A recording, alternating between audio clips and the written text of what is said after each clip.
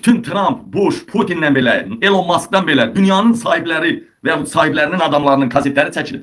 Mən deyəndə ki, Emin Ağalarov, İlham Əliyev bu ilişki dərhal məhv olmalıdır. Artıq onlar üçün İlham Əliyev bir qarışqadır. Məhv olmalıdır, tapdalamalıdırlar. Çünki artıq ortaya çıxdı. Epsteyn'e uşaq daşıyan Yahudi tulası Emin Ağalarov və İlham Əliyevdən əlaqəli olmasın. Kral ailəsində kralın balaca qardaşı. Allah Allah. Rədd edildi İlham Əliyev də neynəmişdi?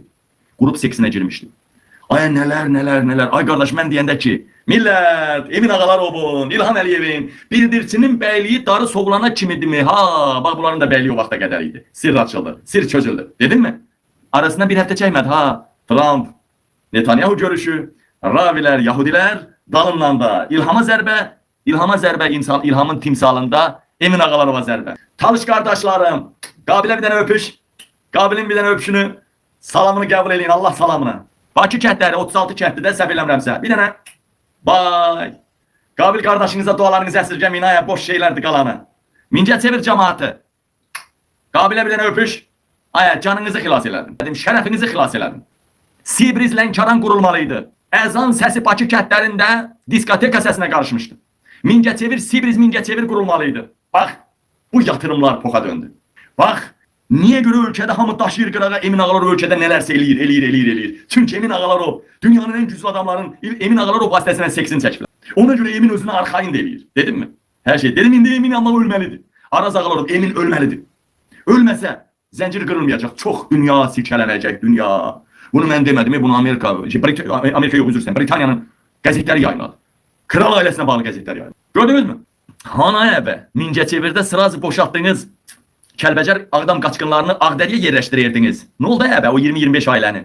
Sibriz, Mingəçevir titiyiz yerdə. Ne oldu be talışların könlünü almaq üçün pəncərənin evine de gitti kızlar. Yani bu Sibriz'e dinlənməsinlər də. Ha? Ne oldu? Aya qadan alayım sizi. Aya başınıza dönün. Aya Qabil qardaşınız həll elədi ana söhbəti. Ne de kral ailəsi. Gələn kimi silindi temanı tuttum mən. Emin Ağalarov kızları uşaqları Rusiyadan daşıyıb. Bu gücü Emin hardan analiz elədim. Değerli komandamla. Mənim elə komandam yox da kişi. Bir zamanlar mənim komandam ortaya çıxacaq prezidentlik. Ay ki, elə güclərdən demirəm mən sizə. Elə şey danışmıram mən sizə. Bəziləri deyir, prezident olmasın, komanda olmalıdır. Paşinyan gələndə komanda var idi. Paşinyan gələnə kimi Paşinyan tanıyırdın. Veya Ukrayna kimi ölkəyə Zelenski 1 milyon Azərbaycanı var değil mi? Zelenski gələnə kimi Zelenski tanıyırdın sen. Ha qardaş. Mənim komandam ortaya çıxanda deyəcəksiniz. Dünyanın en güclü, en zekalı hakimiyyətlərin o prezident ətrafı, o komanda Qabildədir. Bunu deyəcəksiniz. Şahin'i necə öldürdülər, niye öldürdülər onu deyəcəyəm sizə. Hacı Şahin özdə rejimi İlham Əliyevi dəstəkləyir və seçkilərdə bir neçə kəlmə ilə xütbələr oxuyan zaman dəstəyini ifadə eləyirdi İlham Əliyevi. Hacı Şahini şeyxin yerinə gətirmək fikri var idi, xüsusilə Mehriban Əliyeva da var idi. Amma Hacı Şahinə kim dərman verdi, öldürdü? Hacı Şahinin ailəsindən başqa en yakın adamından aldığım məlumatı deyirəm sizə. Hacı Şahin bu rejimə, Əliyev rejiminə nifrət eləyirmiş. Hacı Şahin hər gecə namazında Avropadakı blogerlərə, xüsusilə mənə, Qabil Türkoğlu, mən başda olmaqdan hamımıza dualar eləyirdi. Hacı Şahinin yaxınında olan şərəfsizlərdən biri bunu bildi. Hacı Şahinin bu rejimə nifrət etdiyi, Avropadakı müxalifətə dua elədiyi ortaya çıxıbdı. Onu çəkiblər, birbaşa aparıb Əlin Ağayevə veriblər. Əlin Ağayev İlham Əliyevin qabağına qoyub ki, budur bax, sənin arvadını, qızını söyənlərin bu müxalifətin duasını eləyir, hər axşam onlara dua eləyir. Və İlham Əliyev deyib ki, onsuz da mənim gözüm alabula dəyirdi, öldürün bunu. Və Dövlət Təhlükəsizlik Xidmətinin maşını 2 qara Vita gedir. Biri uzaqda saxlayır,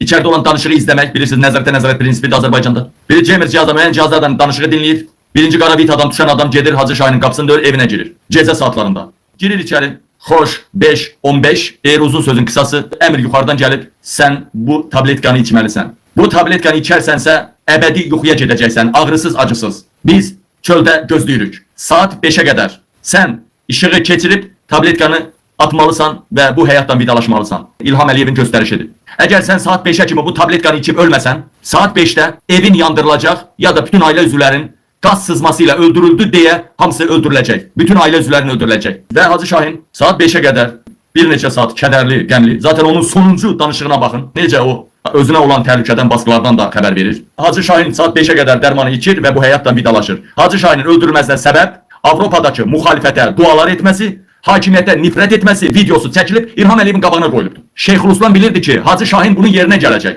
Bunu da Rusiya KGB'si, Rusiyaya bağlı qurumlar bu şəraiti yaradıb, bu videonu çəkiblər. Əlin Ağayevə veriblər.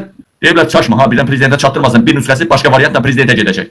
Və Əlin Ağayev də prezidentə təqdim edən kimi İlham Əliyev Hacı Şahini öldür, öldürün dedi və öldürüldü. Qənirə Paşayevanı da belə öldürdülər. Bax bu dərmanla öldürdülər.